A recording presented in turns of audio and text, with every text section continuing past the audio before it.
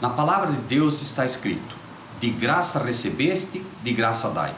Ajude-nos a compartilhar o Evangelho. Dê o seu like, inscreva-se no nosso canal e ative o sininho. Obrigado. Mas há um Deus nos céus que revela os segredos. Ele revelou o que vai acontecer no fim dos dias.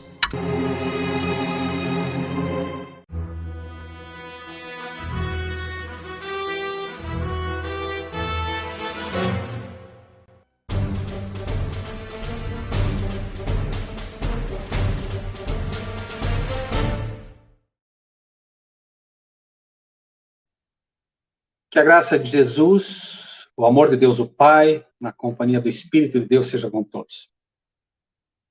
Nós podemos correr o risco de imaginar, ao ouvir mensagens fortes, que não deveria ser assim, que a mensagem deveria ser mais amena. Eu tenho ouvido, ao longo dos anos, que a nossa mensagem é muito dura, que a nossa mensagem é muito pesada, que a nossa mensagem divide.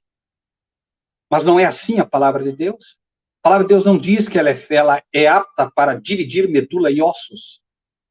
A palavra de Deus, ela precisa ser um cheiro de vida para a vida. Mas ela também precisa ser um cheiro de morte para a morte. Ela é um cheiro de vida para aqueles que a recebem. E é um cheiro de morte para aqueles que a rejeitam. Nossa mensagem tem o sinete do céu, porque é uma mensagem que divide mesmo. É uma mensagem tão poderosa que é capaz de fazer o joio estremecer. É fato. Jesus disse: deixai-os crescer até o fim. Porém, nós estamos no fim. E é preciso entender que a nossa mensagem, ela não será suportada pelo joio, porque o joio quem colocou na igreja foi o inimigo, e o joio será retirado pelos anjos. Mas os anjos são os mensageiros de Deus, que, trazendo uma mensagem pura, uma mensagem forte, agride os ouvidos do joio. O joio não quer a verdade. O joio não gosta da verdade. É o trigo que gosta dela. E não esqueçam também, meus amados irmãos e irmãs, nós ouvimos muitas vezes: vocês falam mal da igreja, vocês falam mal do Papa. Quando Jesus foi indagado, quando lhe foi perguntado algo sobre o que ele dissera, Jesus disse: se eu falei mal, dá testemunho do mal. Se eu falei bem, por que me feres? A questão é: se eu menti, mostre-me que eu menti.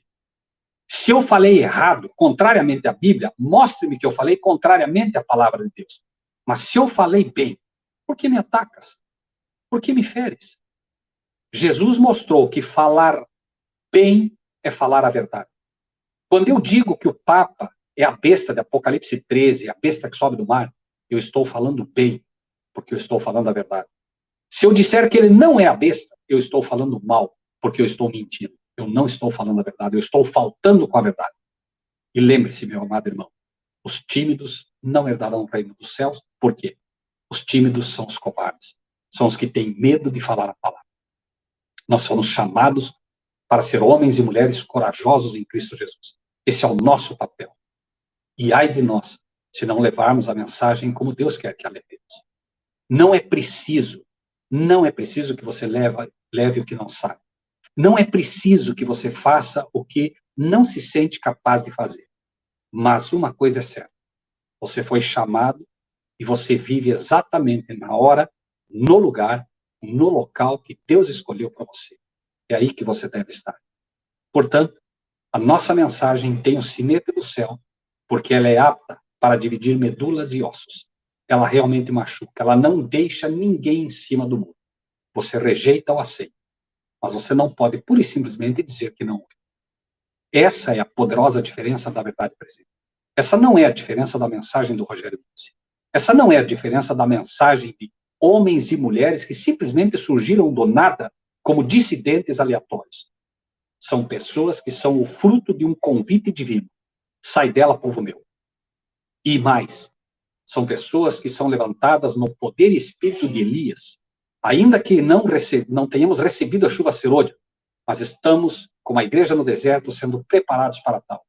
assim como Moisés no deserto foi sendo preparado junto às ovelhas, para que um dia pudesse pastorear as verdadeiras ovelhas de Cristo. Assim também nós hoje estamos no deserto e vamos perceber que absolutamente tudo está sendo conduzido pelo nosso Deus para um final exatamente da forma como Ele quer. Chegaremos no céu um dia pela graça de Deus e veremos que Deus moveu mares e montanhas para poder levar-nos um dia para junto dele. Veremos que cada coisa que aconteceu na nossa vida, que nós nos desesperamos, nós nos entristecemos, tudo era um passo a mais para os portais da Nova Jerusalém. Nós veremos de fato como Deus se empenhou, como Cristo se empenhou, como o céu se empenhou para naquele grande dia poder o anjo colocar a coroa na tua cabeça. Isso vale a pena. Nós falamos ontem, basicamente, sobre a introdução do tema Uma Igreja Sem Marido. No livro de Marcos, no capítulo 4, 35 e 36, encontramos o seguinte: Naquele dia, sendo já tarde, disse-lhes, passemos para a outra margem. E eles, deixando a multidão, o levaram consigo, assim como estava no barco. E havia também com ele outros barquinhos. A primeira premissa para que você possa realmente entender a mensagem de Deus, para que você possa viver a mensagem de Deus, é deixar a multidão. Não importa o que a multidão diga. A multidão sempre será contrária a Deus. Essa ideia de que a voz do povo é a voz de Deus não é verdade e nunca será. A voz de Deus é a sua palavra. Os discípulos aqui deixam a multidão, assim como estava, mas o levaram consigo. Esta é a igreja. Não importa onde ela vai, Cristo tem que estar com ela. O marido não pode ser abandonado. Diferentemente de Maria e José, repito, que infelizmente esqueceram Jesus. Os discípulos sempre um dia levavam Jesus consigo. E o texto diz que eles o levaram no barco, como estava. Não importa a sua situação. Não importa se você está bem ou está mal. Não importa. Tenha apenas uma certeza no teu coração de levar Jesus contigo. Essa é a única preocupação que você tem que ter. Estando com Jesus, a terra, o local onde você estiver, não deixa de ser um pedacinho do céu. O céu não seria céu sem Jesus. Então, leve-o consigo. E lembre-se, já é tarde. Sendo já tarde, já é tarde. Nós vivemos na unha, provavelmente, dos pés daquela estátua que apontava o final do mundo. As cenas finais do mundo. Há outro detalhe aqui que deve ser observado também. Levaram consigo assim como estava no barco. E havia também com ele outros barquinhos. Não esqueça disso, meu amado irmão. Há um barco que Jesus está levantando hoje, onde ele se agrada de estar. Há um barco onde ele realmente dirige. Há um barco onde ele, aparentemente dormindo, está na popa. Na popa é que se dirige o barco. Jesus tem um barco. Um. Mas existem outros barquinhos que o seguem. Por isso, cuidado em não machucar esses outros barquinhos. A mensagem que damos hoje, ela é em primeira instância ao barco que Jesus escolheu um dia. Um barco que ele queria realmente que fizesse o trabalho para ele. Um barco que ele queria que espargisse a luz que ele deu a ela, os oráculos celestiais, verdades que nenhum outro barco recebeu. Ele queria que esse barco realmente singrasse com ele até a outra margem. Infelizmente, esse barco o abandonou na metade do caminho. Por isso falamos, uma igreja sem marido. Uma igreja sem marido é um barco sem capitão. Uma igreja sem marido é uma nau sem direção. E nós vamos ver como isso aconteceu. E se aconteceu. Mas há outros barquinhos. Existem igrejas que estão seguindo na luz que tem. A mensagem clara é para elas também. Mas é primeiramente para este barco que Deus levantou com todo carinho, que foi um dia a menina dos seus olhos, mas que infelizmente resolveu abandonar. A mensagem vem diretamente e primariamente para uma igreja que recebeu todos os oráculos que Deus queria dar a ela, para prepará-la para ser uma igreja diferente. E tu, Cafarnaum, que se jactas, serás abatida até os infernos. Apocalipse 18 Apocalipse 18, que lemos ontem, apenas para pegar alguns tópicos básicos. Apocalipse 18, 1, leio primeiramente 1, o 2 e depois o 7. Depois dessas coisas, vi descer do céu outro anjo que tinha grande poder e a terra foi iluminada com a sua glória. E clamou fortemente com grande voz, dizendo: Caiu a grande Babilônia e se tornou morada de demônios e abrigo de todo espírito imundo e refúgio de toda ave imunda e aborrecível. 7. Quanto ela se glorificou e em delícias esteve, foi-lhe outro tanto de tormento e pranto, porque diz em seu coração: estou assentada como rainha, não sou viúva e não verei o pranto. Essa igreja, então, ela se jacta, preste atenção, de não ser viúva. Ou seja, eu tenho um marido. Mas isso é o que ela diz. Isso é o que ela diz. Porém, ela realmente tem um marido. A questão é, será que ela tem o marido certo? Porque se não tiver o marido certo, querendo ou não, ela é viúva sim. Ela é viúva. E ela é viúva não apenas porque o marido morreu. Ela é viúva porque ela é culpada da morte do marido. Ela assassinou o marido. Ela matou o marido. Como? É o que veremos. Lucas, capítulo 4. Lucas, capítulo 4, 25 e 26. Lucas 4, 25 e 26.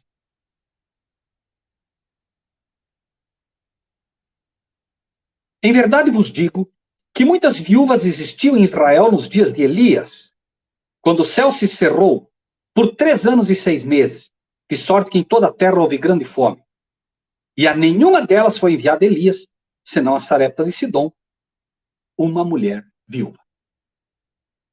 Lembre-se, meu amado irmão e minha amada irmã, nós estamos sendo chamados por Deus para trabalhar no espírito de Elias, no espírito de João Batista. E a Bíblia diz claramente que na época de Elias, havia muitas viúvas em Israel. Obviamente que essa é uma profecia também. Hoje, enquanto Deus está levantando os modernos Elias, a terra está cheia de viúvas. E viúvas em Israel. Viúvas na igreja chamada por Deus para ser o povo de Deus. Essas igrejas, e há muitas, estão viúvas. E o texto diz: a nenhuma delas foi enviada Elias, senão a Sarepta de Sidom, uma mulher viúva. Por quê? Porque de todas as igrejas chamadas por Deus, a igreja chamada por Deus, que hoje contém vários templos, várias pequenas igrejas, várias pequenas congregações, não permitem que Elias entre. A razão é só essa. Não permitem que Elias lhes fale. Não permitem que os mensageiros no espírito de Elias lhes falem. Sabem por quê? Porque os mensageiros no espírito de Elias têm a coragem de reprovar a liderança. Tão certo como Elias teve a coragem de reprovar aquele que era o presidente da associação geral na igreja da época. Acabe. Elias, quando chega na frente de Acabe, Acabe lhe diz: já achaste inimigo meu? Já me achaste inimigo meu? Elias não era inimigo dele. Tanto é verdade que Elias, logo após começar a chuva, ele foi na frente, conduzindo o rei, conduzindo. Mas Acabe era inimigo dele. Essa era a questão. Inimigo meu, não meu inimigo. Eu sou o teu inimigo. Por que você faz isso? És tu o perturbador de Israel, diz ele a Elias. Por que você perturba a igreja? Por que você cria esse tipo de problema? Fica quieto, Elias. Não fale. Mas Elias sabia exatamente qual era a sua missão. Assim como João Batista, reprovador de pecados. João Batista batizava para arrependimento. Arrependimento de quê? De pecado. A liderança, Acabe, tinha uma dívida com o céu. Como líder do povo de Deus, tinha uma dívida com o céu. E onde foi que ele errou crassamente? Ao se casar com Jezabel. Ao se casar com Jezbaal, sacerdotisa de Baal. Uma igreja, entre aspas, completamente corrompida. Lembra-te, meu irmão e minha irmã, que assim como Elias, entre aspas, ressuscita no poder e espírito, Os homens agora, pelo poder espírito de Elias, homens e mulheres consagrados a Deus, levando essa mensagem. Levanta-se também numa das cartas, Jezabel. Tenho, porém, contra ti o tolerares Jezabel, essa mulher que se diz profetiza e que ensina o meu povo a comer dos sacrifícios da idolatria. Essa Jezabel é aquela que ensina o povo de Deus a comer do sacrifício da missa, a comer as doutrinas babilônicas, o vinho de Babilônia, beber o vinho de Babilônia e comer o pão fermentado da palavra de Deus, completamente deturpado e corrompido. Jezabel se levanta e Elias se levanta. E novamente a mensagem é: não te é lícito estar casado com esta mulher. Não te é lícito estar casado com Babilônia. Não te é lícito formares junto com eles a grande Babilônia. Não te é lícito estar mancomunado com eles. Não te é lícito abandonar o verdadeiro marido, que é Cristo Jesus, para casar-te com este marido espúrio. A mensagem que Deus dá ao seu povo não tem meio termo. Deus tem uma mensagem dura, porque o pecado hoje não é mais como era antigamente. Hoje o pecado vem num disfarce muito maior. O inimigo desceu a voz com um grande engano e é preciso que o povo de Deus desperte. Quero ler um pequeno trecho de um livro que se chama A Grande Controvérsia, para que nós possamos entender um pouco melhor essa questão também desta viúva apontada em Apocalipse.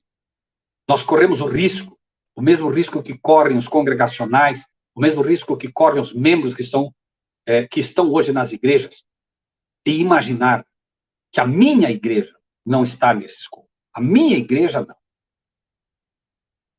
Página 13, A Grande Controvérsia, traz um texto bastante interessante. Diz o seguinte, de forma muito simplista. 13 diz: do cume do Monte das Oliveiras, Jesus contemplava Jerusalém. Bela e pacífica era a cena que se descortinara diante dele. Era a época da Páscoa, que os filhos de Jacó vinham de todas as terras para se reunir ali e celebrar a grande festa nacional.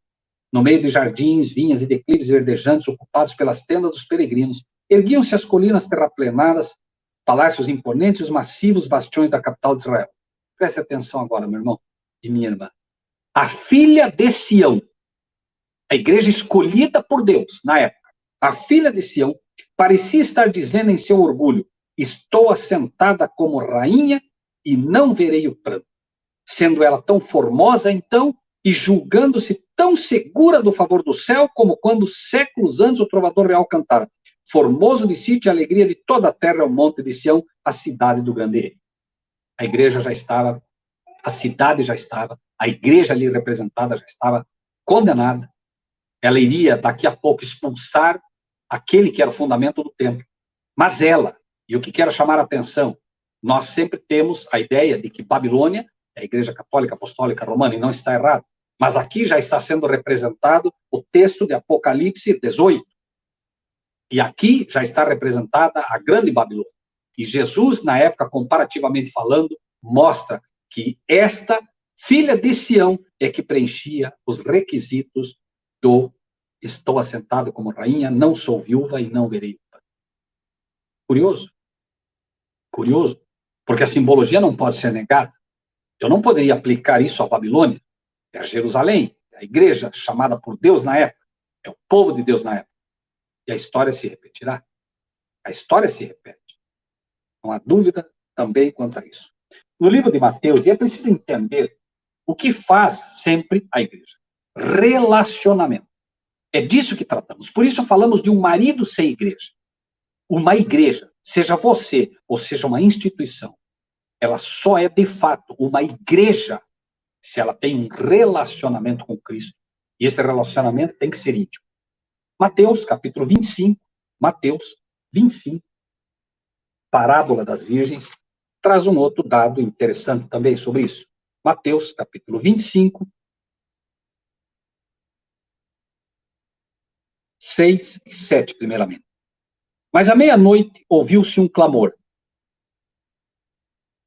Aí vem o esposo. Por isso estamos falando relacionamento, marido, esposo. Aí vem o esposo. saí-lhe ao encontro. Então, todas aquelas virgens, várias igrejinhas, todas aquelas virgens, não são igrejas mundanas, são igrejas virgens, entenda isso. Todas aquelas virgens se levantaram e prepararam as suas lâmpadas. E as loucas disseram às prudentes: dai-nos do vosso azeite, porque as nossas lâmpadas se apagam, dai-nos do vosso espírito. Essas não tinham o espírito de Elias, porque o espírito de Elias vem em dobro. Elias, pede o que tu queres. Quero o dobro do teu espírito. Se me vires subir, isso te será concedido. Mas as prudentes responderam dizendo: lembre-se, Elias, os modernos Elias acumulam o espírito de João Batista. Isso é duplo. Mas as prudentes responderam dizendo: não seja caso que nos falte a nós e a vós. Ide antes aos que o vendem e comprai-o para vós. E tendo elas ido comprá-lo, chegou o esposo. E as que estavam preparadas entraram com ele para as bodas e fechou-se a porta. Depois chegaram também as outras virgens, dizendo: Senhor, Senhor, abre-nos a porta. E ele respondendo disse: essa frase é extremamente triste e mostra exatamente o tempo em que vivemos, sem absolutamente dúvida. Em verdade vos digo, eu vos não conheço. Que relacionamento é esse? Que Jesus tem que dizer: eu não conheço vocês. Esse é certamente um relacionamento que aconteceu com um outro marido. Não há a menor possibilidade de Jesus dizer para alguém que tem um relacionamento com ele, ainda que mínimo: eu não te conheço. Não há possibilidade disso. Esse relacionamento foi feito com um outro marido. E provavelmente ela não percebeu. Assim repetimos como marido, que não percebeu.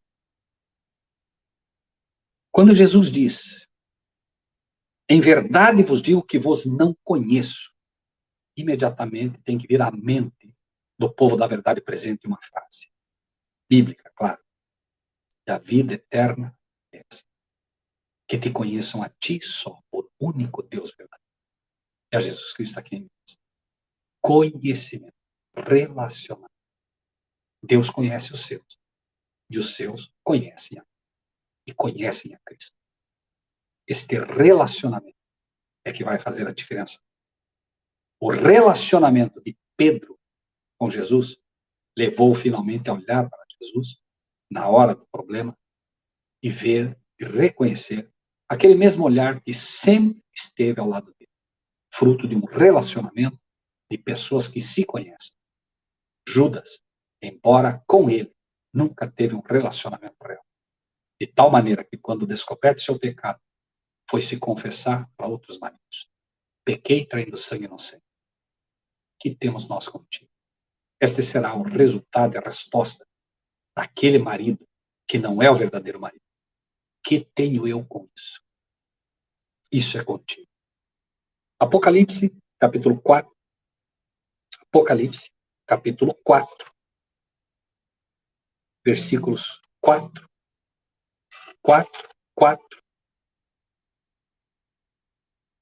e o 10.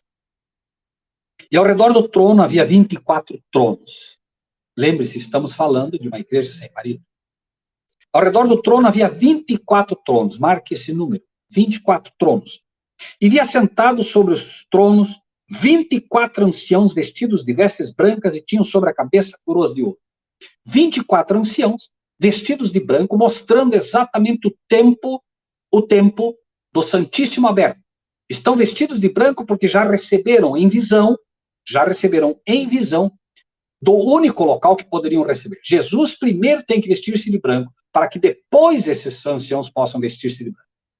Lembre-se, anciãos, pessoas de idade, pessoas experientes, né, e que estão vestidas de branco em um determinado local que entendemos, obviamente, ser o Santíssimo, né? O 4:1 diz: depois dessas coisas, vi uma porta aberta no céu. Então, estamos falando já de um tempo extremamente futuro, pelo menos depois de 1844, com certeza, que é quando o santuário, o Santíssimo, se abre, certo? Esse é o tempo posicional, né, no período em que se é apresentado.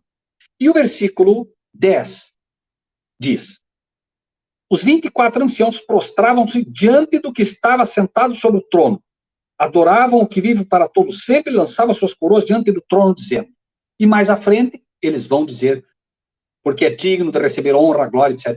24 anciãos, marque isso, 24 anciãos que se prostram sobre Cristo e se prostram para Deus. 24, juntamente com aquele que é o marido da igreja, formariam 25. Eles se prostram e eles reconhecem o marido da sua igreja. Esses anciãos compõem aqui a verdadeira e pura igreja também. Eles são fruto de um relacionamento com Cristo e um relacionamento com Deus. Esses 24 anciãos, eles adoram exatamente a Cristo e adoram exatamente ao Pai. Adoração suprema ao Pai e, posteriormente, mostra digno és de tomar o livro, de abrir os seus selos, etc, etc, etc. E os 24 anciãos, né, presentes ali, de novo, estão fazendo o trabalho. Eu olhei e ouvi a voz de muitos anjos ao redor do trono, dos animais e dos anciãos, que era o número deles, etc, etc, etc. Então, o 14, versículo 14, complementa. E os 4 animais diziam, amém. E os 24 anciãos prostraram-se e adoraram ao que vive para você. Então, nós temos aqui, né, obviamente que essa é uma analogia que deve ser considerada com carinho, pelo que vamos ler agora, certo? Quando nós estudamos a palavra de Deus como deve ser, nós vamos encontrar algumas coisas assim, muito curiosas, que numa leitura muito superficial ou superficial você não consegue ver. Espere em Deus, que o discernimento possa fazer parte de nós nessa noite todos, para entender como Deus é preciso e o que acontece no momento exato em que estamos vivendo. No livro de Ezequiel, daqui vamos para Ezequiel, capítulo 8, Ezequiel 8, 11 ao 16, primeiramente. 8, 11 ao 16. 70 homens dos anciãos da casa de Israel, olha os anciãos da casa de Israel. Vejam, esta é uma visão que Ezequiel tem. Prestem atenção nisso, irmãos. É uma visão que Ezequiel tem para o tempo do fim, irmãos. Tempo do fim. 70 homens dos anciãos da casa de Israel, com Jazanias, filho de Safã, que se achava no meio deles, estavam em pé diante de pinturas. Adoração a imagens. Casa de Israel. E cada um tinha na mão o seu incensário, orando para imagens. Não farás para ti imagens. E subia uma espessa nuvem de incenso. Claro, a nuvem de incenso é a oração. Só que esse incenso é espesso, não é o incenso do perfume de Cristo. Não é o incenso da rosa de Saron, que é Cristo. Por isso ele é espesso, ele é fétido, ele é preto, ele é escuro, ele é fruto de pecado. Aquele que desvia os seus ouvidos de ouvir a lei. Até a sua oração será abominável. Então me disse, viste, filho do homem, o que os anciãos da casa de Israel fazem nas trevas, cada um nas suas câmaras pintadas de imagens. Vê o que eles estão fazendo? Irmãos e irmãs, por favor, entendam, não é necessário que um homem se prostre para uma imagem.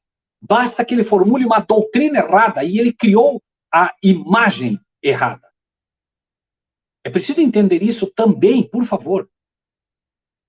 É tão fácil criar uma doutrina como fazer um ídolo de pau, de madeira ou pedra. Escreveu a inspiração. E eles dizem, o Senhor não nos vê, o Senhor abandonou a terra. E disse-me, tornarás a ver ainda maiores abominações do que as que esses fazem. Mas eu quero que você entenda uma coisa. Em algum momento, Ezequiel, lhe foi dito, Ezequiel vê, e Ezequiel não vê. Olha, Ezequiel, não. O que faria com que um Deus pegasse alguém pelos cabelos, esse Deus de amor, pegasse simbolicamente alguém pelos cabelos e dissesse, você vai ver. É quando você, ainda que chamado por Deus, tendo ciência do que deve fazer, diz, não, não é assim. Não, não é assim. Vem, vê. Não, não é assim. Não vou. Vem, não, não vou. E aí você tem que pegar pelos cabelos. Como que arrastar, porque você não quer acreditar. Você não consegue acreditar onde eles conseguiram chegar. Você não consegue acreditar que eles fariam isso. Então, pelos cabelos denota quase que um retirar do teu livre-arbítrio, quase que, mas isso, não esqueça, é uma visão. Ele precisa ver. Você precisa ver. Eu preciso ver. Nós precisamos acordar para entender como isso afasta Deus da sua igreja. Da sua igreja. Nós precisamos entender como o marido é afastado quando a imagem da besta, quando imagens são colocadas no lugar daquela que deveria ser pura e santa. O marido, obviamente, foi retirado do seu lugar quando a lei foi desprezada. 14. Levou-me à entrada da porta da casa do Senhor, que está na banda do norte, e eis que estavam ali mulheres assentadas chorando por Tamuz. E disse, viste, filho do homem, verás ainda abominações maiores do que essas. E aqui, eu quero que você preste atenção. Levou-me para o átrio interior da casa do Senhor, e eis que estava à entrada do templo do Senhor, entre o pórtico e o altar, cerca de 25 homens, de costas para o templo do Senhor, e com o rosto para o oriente. E eles adoravam o sol virados para o oriente. 25. Por que será 25?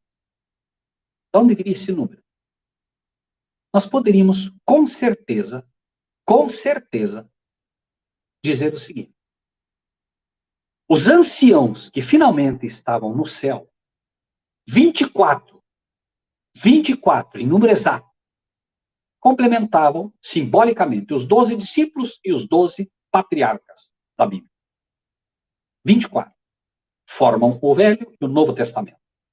São um exemplo de todos os salvos do Velho Testamento que se fixaram na mensagem que Deus lhes deu e aqueles que receberam a luz adicional através dos discípulos. Mas são 24 só, porque o 25º tem que ser Cristo. Ele complementa o 25º número. Aqui estão em 25. Por quê? Porque um deles, certamente, é o presidente. Um deles é o que está na cabeça. Não deram lugar para o 25º, que deveria ser Cristo. Deveriam ser 24 anciãos. Seria isso possível? Seria possível realmente isso? Ou estamos, será que, criando alguma forma de falar algo que, em realidade, não é bem assim? No capítulo 9, do mesmo livro de Ezequiel, diz assim: matai velhos, jovens, virgens, meninos, mulheres, até exterminados. Mas todo homem que tiver o sinal, não vos chegueis. Que começai pelo meu santuário. E começaram pelos homens mais velhos que estavam diante da casa. Por quê? Pelos mais velhos? Há uma razão para isso. São os anciãos. São aqueles que deveriam proteger o rebanho. São aqueles mais experientes na causa de Deus. São os pastores, são os líderes. São aqueles que deveriam proteger o rebanho das doutrinas espúrias do vinho de Babilônia, que finalmente trará essa destruição.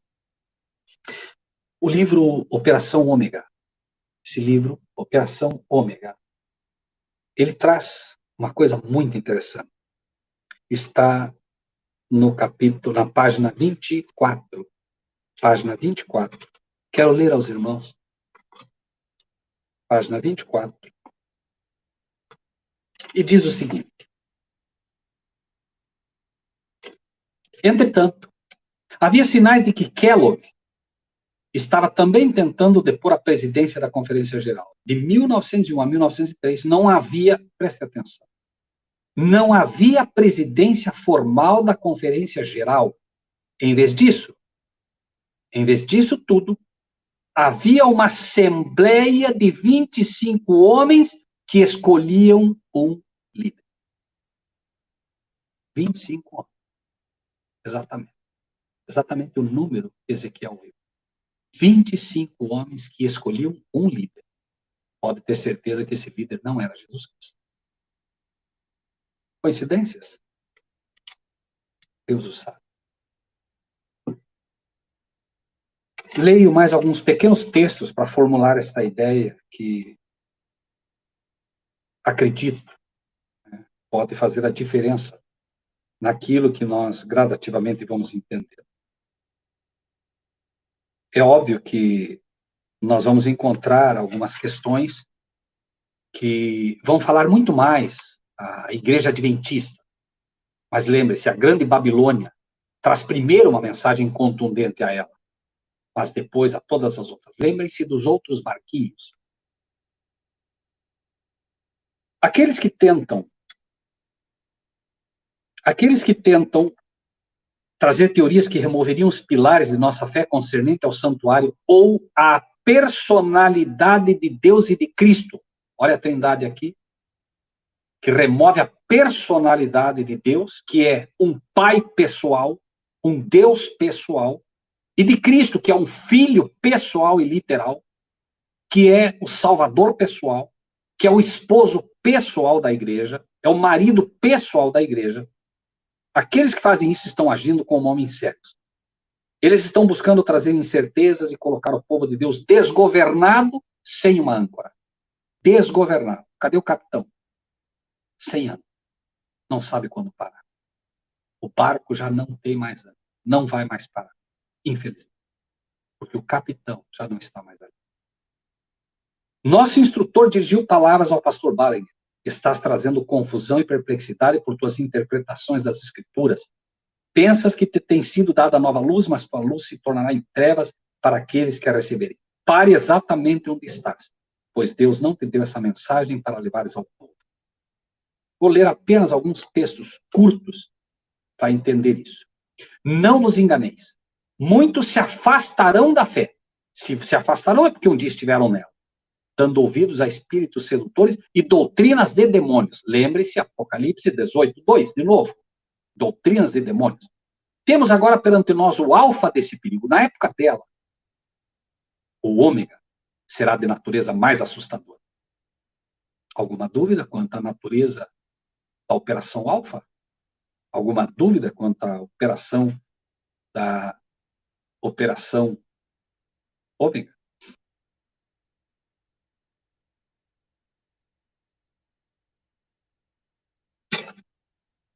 A teoria de Kellogg, levada até sua conclusão lógica, remove a necessidade de um Salvador.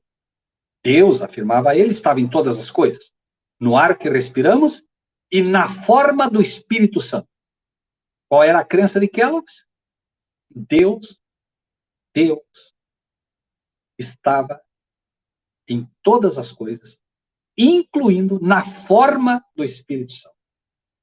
A Bíblia em nenhum lugar diz que o Espírito Santo tem forma. Em nenhum lugar. Ela o representa em algum momento como uma pomba, mas que é símbolo do próprio Cristo, o manso e humilde.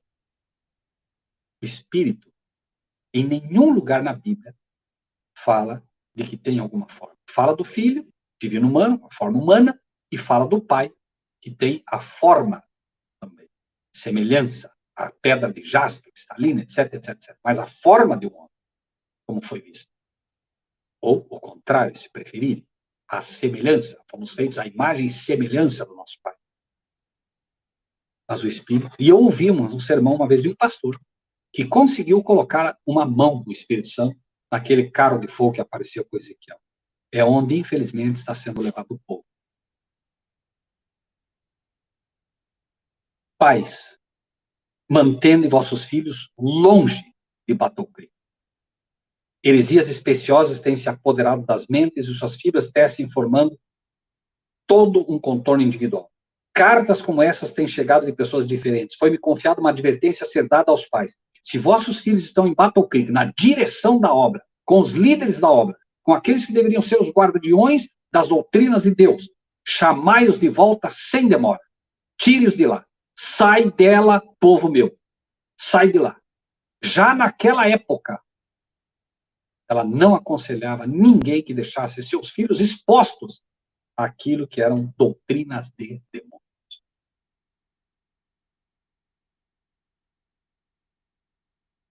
Livro de Números, 14, Números, capítulo 14, 9.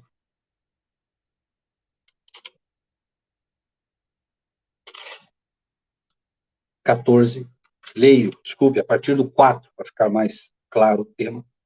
Diziam uns aos outros. Eles estão, os israelitas agora, o povo de Deus da época, está marchando. Chega um momento que eles começam a murmurar de uma forma mais assuntosa.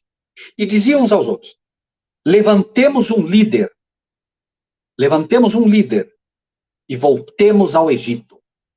Essa é a história que se repete. Levantemos um líder. Nunca foi o desejo de Deus. A igreja, Deus nessa terra tivesse um líder humano. Nunca. Desde que Cristo vem à terra, ele assume a direção da sua igreja de forma cabal e restrita. Moisés, lembre-se, era um exemplo de Cristo. Era um exemplo do libertador que libertaria o povo do Egito. Quando o verdadeiro libertador veio. Tão certo como quando ovelhas não eram mais necessárias ser sacrificadas, também não eram mais necessários agora líderes humanos. Porque o verdadeiro cabeça da igreja agora já é um ser humano. É ele quem vai assentar-se no trono da sua igreja. Ele é o líder. Então, Moisés e Arão caíram sobre os seus rostos perante todo o ajuntamento dos filhos de Israel. Josué, filho de Nun, e Calebe, filho de Jefoné, dos que espiaram a terra, rasgaram as suas vestes. E falaram a toda a congregação dos filhos de Israel, dizendo: a terra pelo meio da qual passamos a espiar é terra muito boa. Se o Senhor se agradar de nós, então nos porá nesta terra e nos lá dará a terra que mana leite e mel. Tão somente não sejais rebeldes contra o Senhor, e não temais o povo desta terra, porque eles são nosso pão. Retirou-se deles o seu amparo, e o Senhor é conosco. Não os temais. Não tenham medo. A mensagem que Josué e Calebe passavam era uma mensagem da justiça de Cristo. Confiem no poder de Cristo. Confiem no poder de Deus. Confiem. A terra nos foi dada. Marchemos. Então, disse toda a congregação que os apedrejassem. Porém, a glória do Senhor, e a terra se iluminou com a sua glória. Apocalipse 18. Apareceu na tenda da congregação a todos os filhos de Israel. A mensagem de Josué e Calebe tem o seu paralelo em Apocalipse 18 também, e a razão é simples. A mensagem deles era uma mensagem de: vamos entrar na terra, saiam deste pensamento babilônico, vamos possuir a terra que o Senhor nos deu, estamos às portas de Canaã. E essa história se repetiu. Se repetiu dentro da igreja adventista do sétimo dia. A mensagem era uma mensagem de esperança, de justiça, de preparo. Entrem, por favor, entrem. Era a mensagem. Vamos entrar, marchem, confiemos no nosso mestre. Livro Minneapolis. Pequeno livro que conta a história de 1888. Né? Muito simples, mas ao mesmo tempo muito contundente. Leio alguns trechinhos também, para que a gente possa posicionar isso de forma cabal. Vi que Jones e Wagner tiveram sua contrapartida em Josué e Calebe. Como os filhos de Israel apedrejaram os espias com pedras literais, vós apedrejastes esses irmãos com pedras de sarcasmo e ridículo. A história se repetiu. Não aceitaram a mensagem de Josué e Calebe, de volta ao deserto. A igreja não aceitou a mensagem dos modernos Josué e Calebe, volta ao deserto. Apedrejaram Josué e Calebe, mas não sabiam que estavam apedrejando o próprio Cristo ao apedrejar aqueles que traziam a mensagem de Cristo. Jesus deixou claro: quando fizeste a um desses meus pequeninos, a mim fizeste. Com Wagner e Jones não foi diferente. A importância dessa mensagem de Jones e Wagner para o seio da igreja, irmãos, não é entendida pela esmagadora maioria daquele que se diz o povo de Deus. Em sua grande misericórdia, enviou o Senhor preciosa mensagem ao seu povo por intermédio dos pastores Wagner e Jones. Esta mensagem devia pôr de maneira mais preeminente diante do mundo o Salvador crucificado, o esposo da igreja, o sacrifício pelos pecados de todo mundo. Irmãos e irmãs, quando eu vi pela primeira vez isso, eu coloquei no meu coração diante de Deus, eu iria estudar os livros deles, que eu queria conhecer os livros deles. Se é uma mensagem para o povo de Deus, eu quero, Pai, ajuda-me. Vocês conseguem acreditar que eu fui até a igreja, falei com o pastor e disse: pastor, essa mensagem eu gostaria... Não, esses dois foram dois apóstatas, isso e aquilo. Pastor, mas eu falei: como? Finalmente me disse o seguinte: na verdade, essa mensagem depois a igreja aceitou. Depois a igreja se arrependeu e aceitou, a liderança aceitou, etc, etc, etc. Falei: bom, então, devemos ter livros, já que ela aceitou, deve ter livros da mensagem deles. Eu não encontrei. Na época, eu não encontrei nenhum livro deles. Orei, pedi a Deus que me desse luz sobre justificação pela fé. Eu queria entendê-lo. Ouvi mais de 20 sermões de um pastor a quem eu realmente gostava muito de ouvir, ainda gosto, embora hoje trinitariano, imagino que meio que parou no tempo, mas mensagens assim sobre justificação pela fé muito boas, ouvi, mas eu queria mais, eu queria a mensagem deles diretamente. Pouco tempo depois eu recebi um DVD, Luiz e Josiane Bueno, em espanhol, não conheço, um dia talvez eu os conheça no céu, e ali um DVD, ou CD na época, não me recordo direito, CD eu acho, né? E ali estavam todos os livros deles. Poder do Perdão, Cristo e Sua Justiça, etc. Gálatas, principalmente Gálatas, Boas Novas, né? Que foi o grande problema da igreja na época, da igreja institucional. E Deus me deu o privilégio de receber esse material, e nós tivemos o privilégio de traduzir e imprimir esses livros para o Brasil. O que posso dizer, irmãos, é que quando li esse livro, Boas Novas, Gálatas, posso assegurar que a minha vida mudou. Eu consegui entender o amor de Deus de uma forma que até então eu não entendi. Vale a pena ler esse livro. Boas Novas, Gálatas, versículo a versículo. Romanos é a apresentação do Evangelho. Gálatas é a defesa dele. E ali Cristo estava defendendo a sua igreja, mandando uma mensagem sem paralelo para preparar a igreja para entrar na Canaã. Infelizmente, a igreja rejeitou a mensagem, ridicularizou, apedrejou com pedras de sarcasmo, e ali começou o problema vertiginoso da igreja. A igreja realmente assume a condição laodiceana, assume essa condição, ela já estava em perigo dela, e a queda começa a ser vertiginosa a partir dali. Ali nós vamos encontrar as declarações de Ellen White e de vários outros homens, mostrando o problema que a igreja está enfrentando.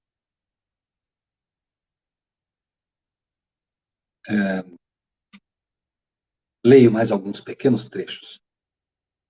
A grande e decisiva questão que deve ser levada a todas as nações, línguas e povos. A mensagem. A obra final da tríplice mensagem angélica será acompanhada de uma força pela qual os raios do sol da justiça alcançarão todas as estradas da vida. É essa a mensagem. Apocalipse 18.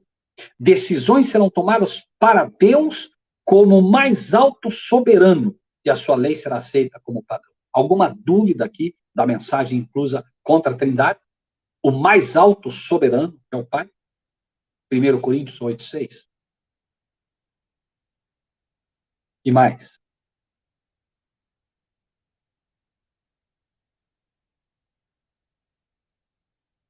Como alguns de vós sabem, o irmão George Butler não pôde vir. Presidente da Associação Geral, o líder da igreja na época. Como vocês sabem, o presidente Butler não pode vir por sua mulher estar doente em Battle Creek. Também não poderá estar aqui mais tarde. Por esta razão, quero pedir que interrompamos esta discussão sobre o tema da justiça pela fé até que o presidente da Assembleia Geral possa estar presente. O presidente da Assembleia Geral tem que estar presente. Cristo não precisa. A irmã White, que estava sentada no estrado, levantou-se. Quando lhe foi dada a palavra, disse: irmãos, esta é a obra do Senhor. Deverá a obra do Senhor esperar pelo irmão Butler? O Senhor quer que a sua obra progrida e que não espere por homem algum. Isso é inspiração. O Senhor está presente. Não precisamos de mais ninguém como Ele é o marido da igreja.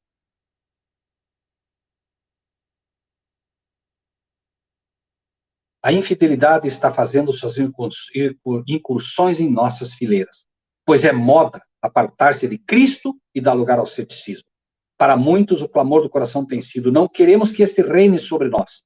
Baal é a escolha. A religião de muitos dentre nós será a religião do Israel apostatado. A verdadeira religião, a única religião da Bíblia que ensina o perdão somente pelos méritos de um Salvador crucificado e ressurreto, que advoga a justiça pela fé no Filho de Deus, que advoga a justiça pela fé no Filho de Deus, tem sido desprezada, contra ela se tem falado, tendo sido ridicularizada e rejeitada.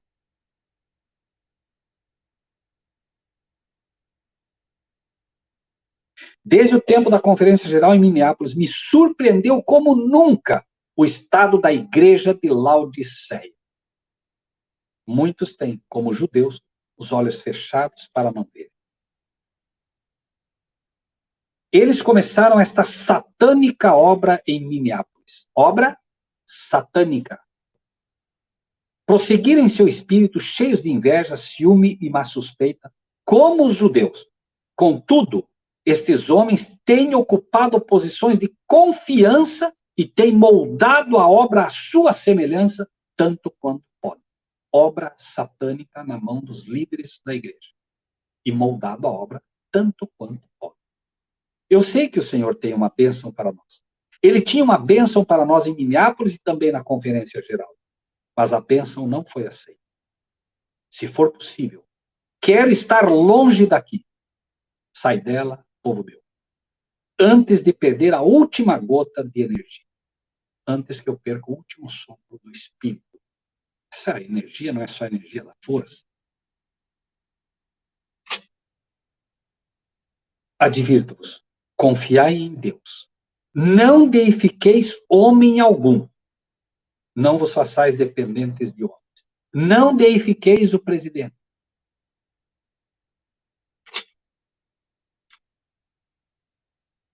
Sofreu resistência à luz que deve iluminar toda a terra com a sua glória, e pela ação de nossos próprios irmãos, tem sido, em grande medida, conservada, afastada do mundo. Peraí. É pelos homens que deveriam levar a mensagem que ela está sendo afastada do mundo. Poderia haver algo pior do que isso? Por isto quero deixá-los, que ouçam da Bíblia. Lá estão descritos claramente os princípios segundo os quais deveriam trabalhar. Falando dos líderes, tenho pena deles, porém, não posso sempre lhes indicar o caminho da justiça.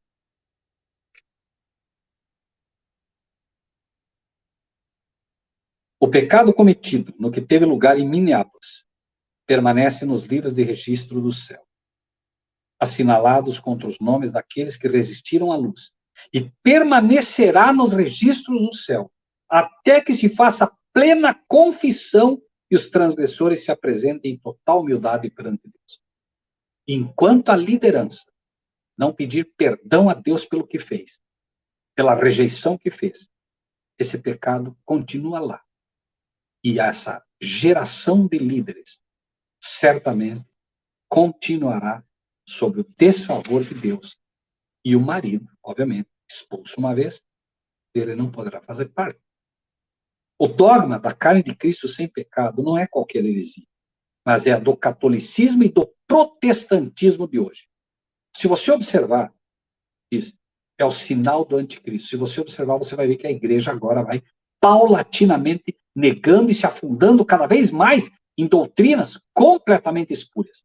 Finalmente, ela recebe aquilo que de pior poderia receber. A doutrina do anticristo. Quem é o anticristo, senão aquele que nega o Pai e o Filho? E quem estava colocando isso dentro da igreja? Era Leroy Fromm. O mesmo escreveu Movement of Destiny, Movimento do Destino, e também A Vinda do Consolador, que finalmente lançou fundo as raízes do trinitarianismo dentro da igreja adventista do sétimo dia, que era a última igreja que não tinha essa doutrina entre elas. As demais igrejas todas já haviam abraçado o trinitarianismo, claro, salvo uma ou outra igreja, como a Reforma na época, e os Testemunhos de Jeová e tal. Mas, por quê? A opinião exposta pelo livro Movement of Destiny, Movimento do Destino, Movement of Destiny, fora que tenha o fatal engano sobre a natureza humana de Cristo, não está na sua totalidade em harmonia com aquilo que entende o espírito de profecia na mensagem. A mensagem, então, deles, tinha o fatal engano sobre a natureza humana de Cristo. Claro, é um outro Jesus. O Jesus que nós conhecemos, assumiu a natureza de pecado. Esse é o Jesus, esse é o Cristo que conhecemos. E nada há do espírito de anticristo nisso. Finalmente, preste atenção.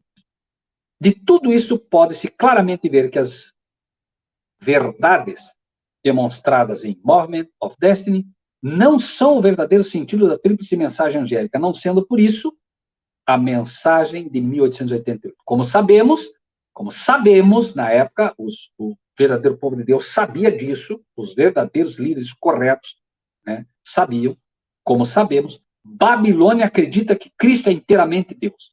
Como é que é? Babilônia acredita que Cristo é inteiramente Deus. E o que acredita hoje a igreja? Na época eles dizem, sabemos que Babilônia acredita que Cristo é inteiramente Deus. E como eles acreditam hoje? E Cristo é o Deus pessoal. Quando nós entendemos que Cristo representa um Deus pessoal. From, Pai da Trindade dentro da Igreja Adventista. Com isso, nós entramos na última parte, pelo menos queremos entrar na última parte da nossa mensagem. Mensagens Escolhidas, volume 3, página 151. Mensagens Escolhidas 3, página 151. 1. Quando Wagner passou a fazer uma análise da lei em Gálatas, a salvação pela fé, um espírito de debate dominou alguns nas discussões. Isto perturbou grandemente Wagner. Em todos os admiráveis pontos de suas apresentações sobre a lei em Gálatas, seu coração se alegrou com a clara enunciação dos princípios da justificação pela fé e da justiça obtida pela fé em Cristo. Finalmente, a mensagem agora de 1888 de Gálatas vai chegar ao ápice de algo que também o povo de Deus precisa entender. A mensagem de justificação pela fé de Gálatas é a mensagem para o verdadeiro povo de Deus. Porém, na época, a mensagem foi rejeitada. Quero ler aos irmãos Gálatas 3, primeiramente, Gálatas 3, a ver se entendemos algo do que está aqui. 3:1. Ó insensatos Gálatas, quem vos fascinou para não obedecerdes à verdade a vós perante os olhos de quem Jesus Cristo já foi representado como crucificado? Veja aqui uma igreja chamada por Deus, que já tinha sido apresentada a mensagem da crucificação, já tinha sido apresentada a mensagem da justificação pela fé. Eles já sabiam, já conheciam, mas por algum tropeço durante essa caminhada, eles esqueceram Jesus, esqueceram aquele que foi crucificado e passaram a valer-se das obras.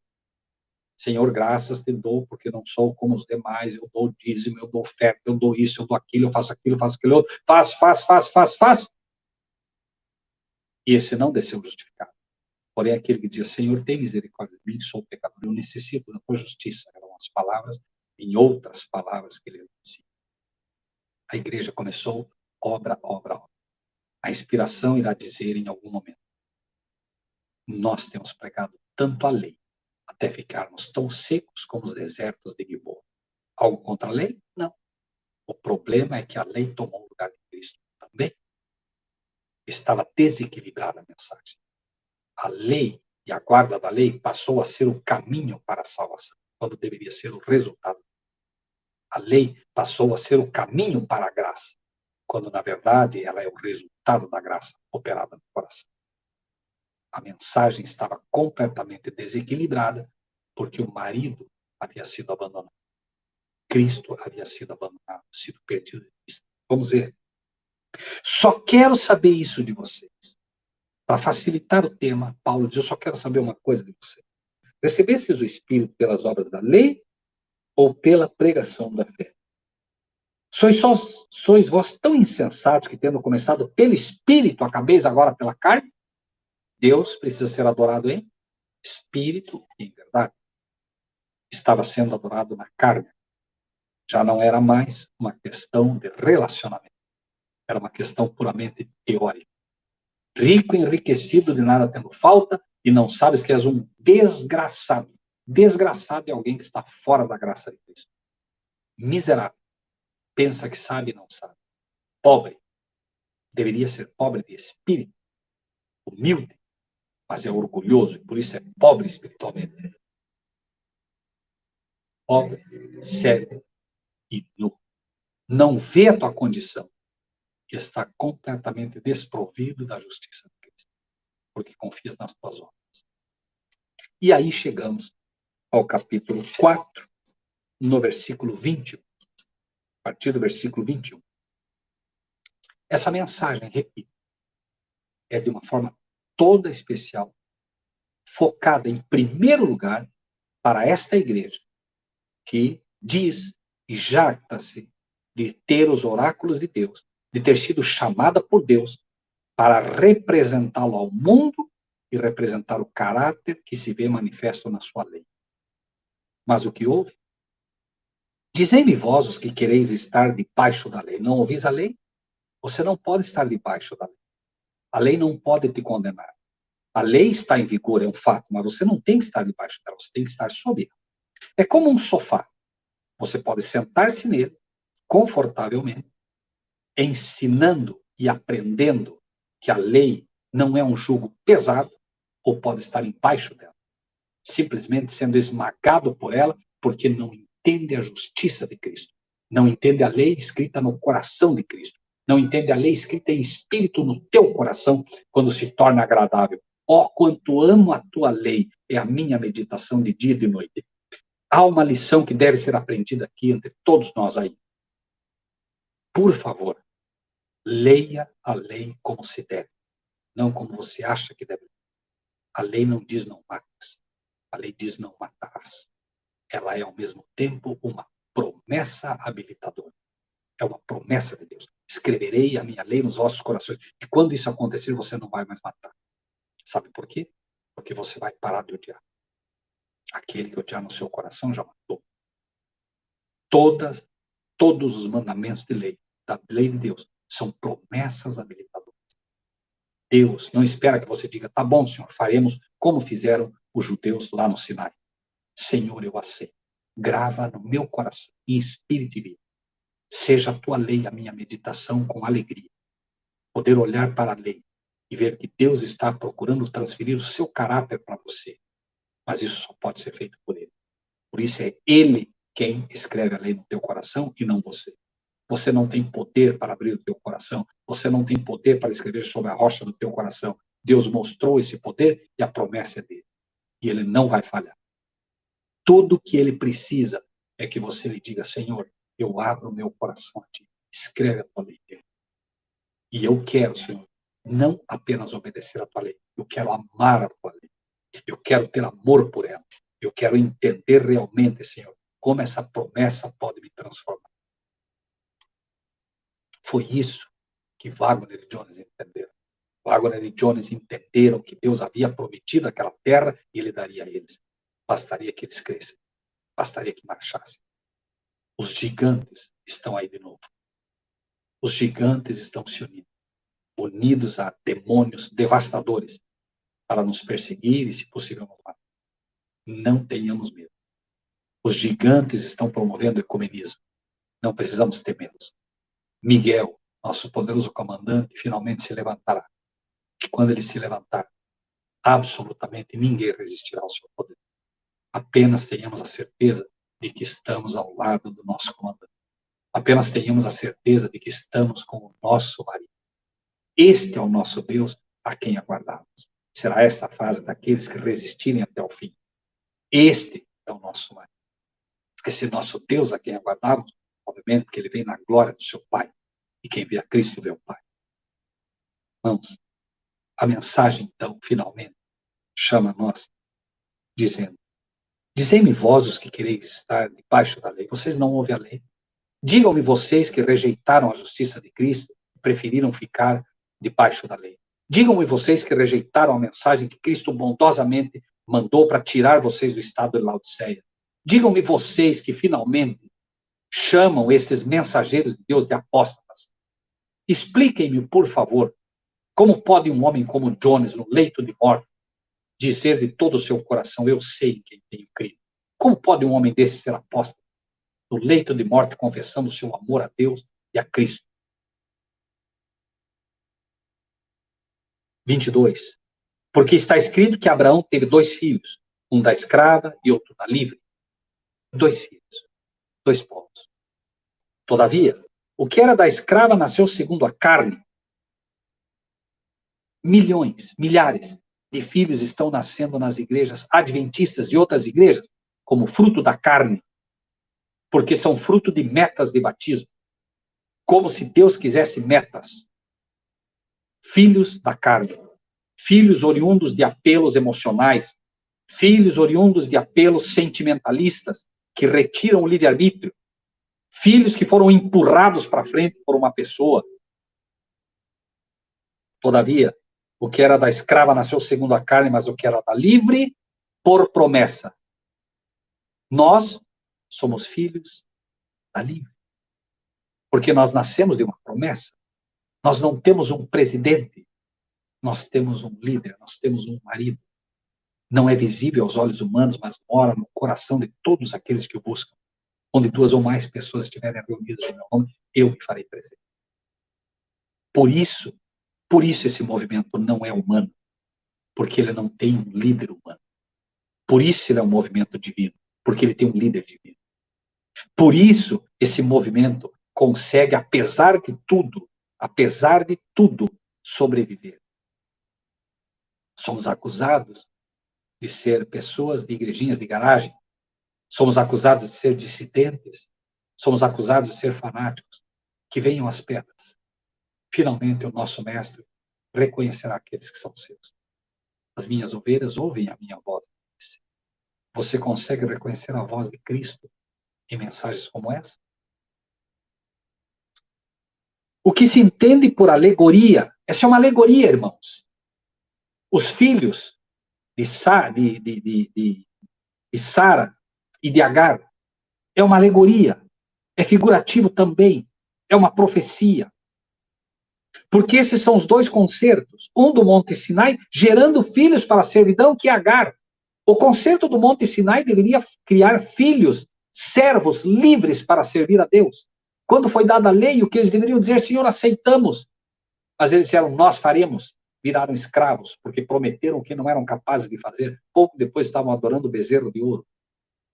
Ora, esta Agar é Sinai, o monte da Arábia que corresponde a Jerusalém, que agora existe, pois é escrava com seus filhos. Preste bem atenção nisso. A Jerusalém que hoje existe se chama Igreja Adventista do Sétimo Dia.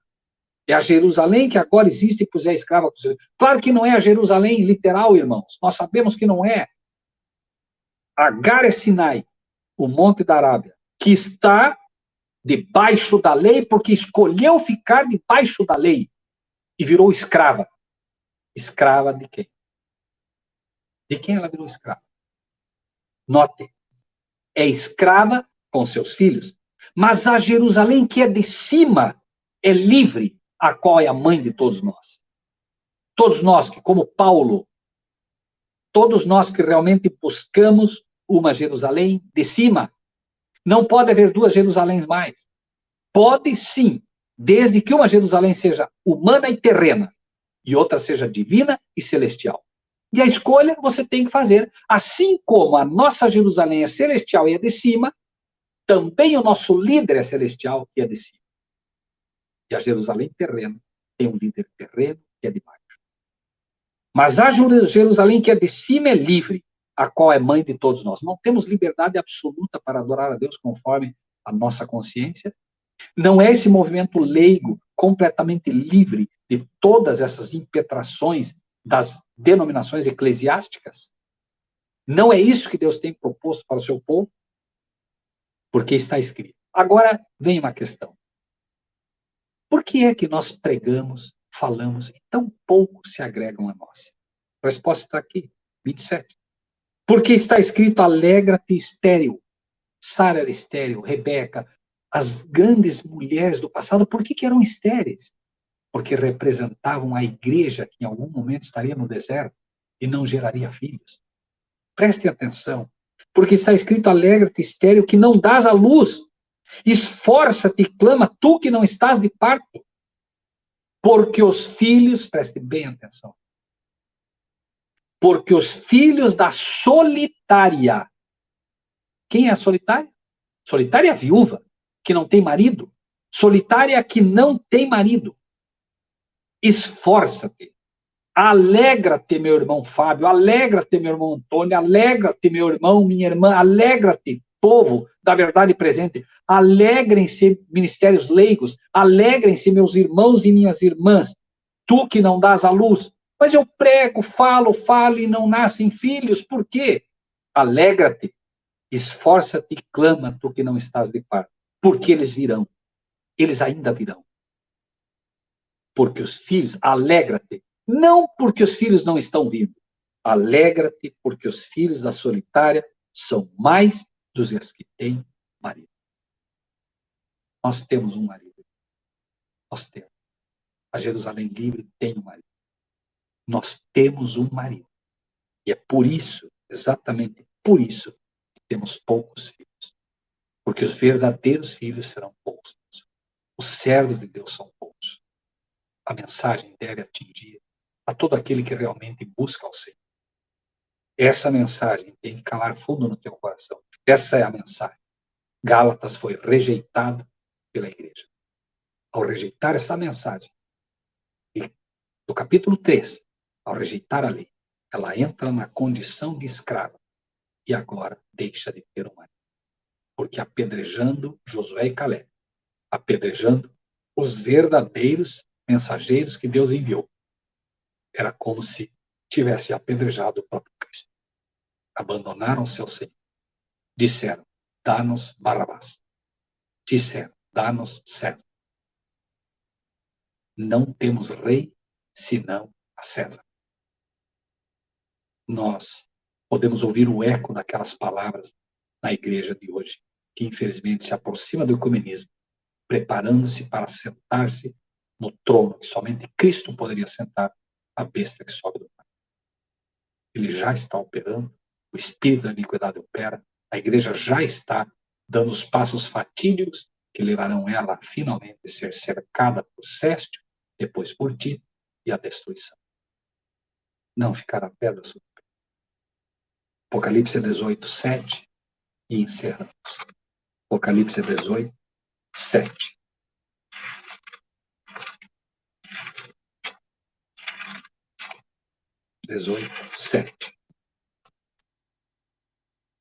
Quanto ela se glorificou e em delícias esteve, foi-lhe outro tanto de tormento e pranto, porque diz em seu coração, estou assentada como rainha, não sou viúva e não verei o pranto.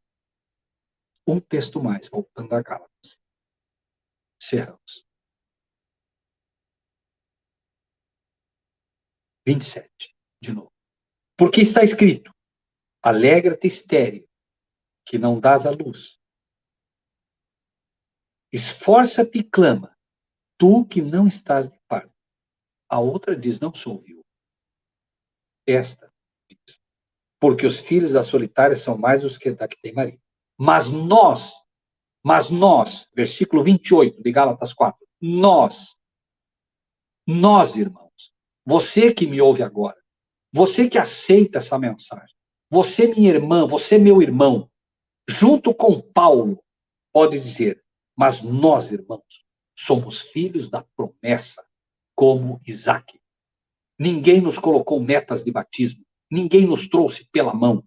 Nós viemos pelo poderoso convite de um Deus que, na sua mensagem, traz o bojo, sai dela, povo meu.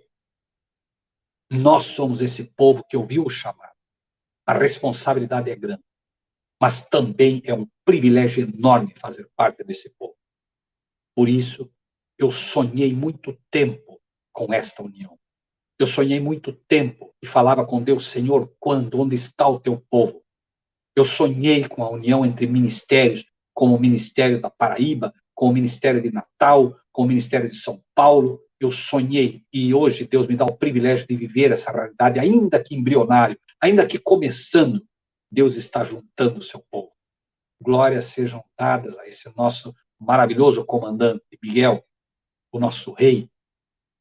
Irmãos, com certeza, muitos dos que me ouvem aqui já foram perseguidos, já foram machucados, já foram caluniados por uma igreja que não foi digna de Cristo. Muitos aqui sabem do que eu falo. Muitos já passaram por isso. E se essa é a tua experiência, bem-vindo à Bíblia. Bem-vindo à Bíblia contando a tua e a minha história. Sem absolutamente presunção. Pura e simplesmente permitindo que a Bíblia fale aos nossos corações. 29.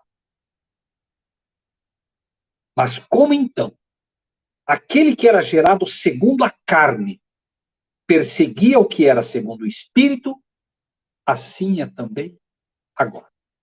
Por que seria diferente conosco?